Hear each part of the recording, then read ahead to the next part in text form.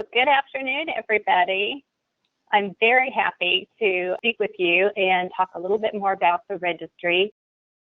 The next question then that comes up is, how do I return and get to my dashboard? On the home page, in the upper right-hand corner is a participant login link, and it's found on nearly all of the registry web pages. I just put a little highlighter circle around where you can locate that participant login link. And if you click on that link, it will take you to the displayed welcome back page that is shown on this slide. So if you did in fact create your password protected account, you would merely enter your username and password and click login to re-enter the website and arrive at your personal dashboard. Now this page is also important because it provides you a way to check your research registration, and I highlighted a link for you to find that. It says check to see if you're already registered. If you happen to be a person who joined the contact registry and did not at that time decide to complete your research registration, you can click on this link and you'll enter some information, and you'll enter your first name, your last name, and your email account. Then we'll send you an email that has a clickable link so that you can return to your registration process where you left off. Now this page is also important because it provides a clickable link for you to get information about your username or password. So if you happen to forget that information, you can click this link. You will be asked to enter some information, and again, you'll receive a personal email with a clickable link on how to reset your information. Now, it's also important that the registry would highly recommend that you use a personal computer for your research participation rather than a smartphone or a small tablet.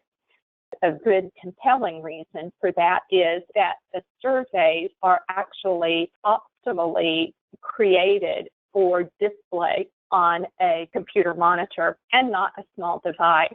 And it can be somewhat frustrating if some of your instructions are not fully displayed on the screen and you're having to scroll up and down quite frequently on small devices.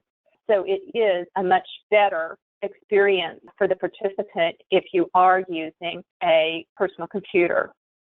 Another issue is that on some of the small devices, particularly smartphone or a tablet that's 7 inches or smaller, that little participant login button that I pointed out doesn't display on all devices.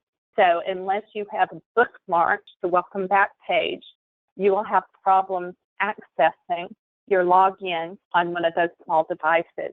So we do truly endorse that you choose to use a personal computer for completing the surveys. Once you get signed all the way back in, this is an image from a participant dashboard, and you'll see that there are tabs for surveys, my account, and notifications. So you would click on any of those tabs and be taken specifically to a page for surveys where you would find any surveys that have been loaded to your dashboard. The My Account page allows you to make changes to your account information, and notifications actually displays emails that have been sent to you from the registry. The data collection tools we already indicated are of the format of surveys and questionnaires, and the registry has 3 intake surveys that are demographics, disease impact, and research readiness. These are very important for research participants to fill out, as the information generated in these surveys actually completes your research profile. And we use that information to determine potential eligibility for participation in future studies. We also have been allowed the privilege to administer the ARTFul clinical network surveys, which they actually use at their own clinical sites as part of their research. And these are the lifestyle questionnaire, autoimmune history, and clinical trials survey. and we will be adding additional surveys to the registry as time goes on.